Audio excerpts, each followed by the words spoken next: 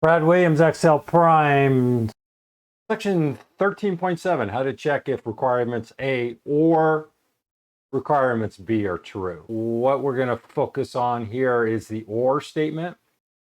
Looking at this example, we have colors, quantity, and then we want it to do something. What do we want to do?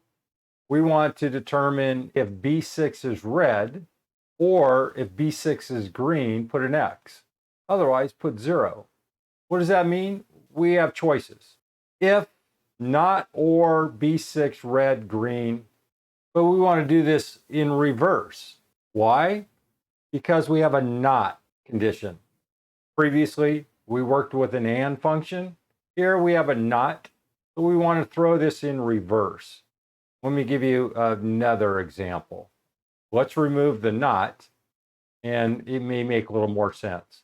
If or B6 equals red, or B6 equals green, put an X, otherwise put a blank. Well, here we have red, so the condition's true. If in D6 the cell was red or green, the statement is true.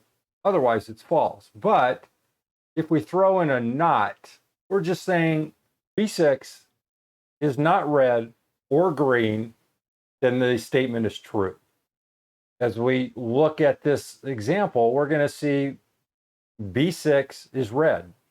Well, that's true, and therefore the statement is false. If B7 is green, as noted in this statement, it's still false. But yellow is not green or red, and therefore the statement is true. Brad Williams, XL Prime.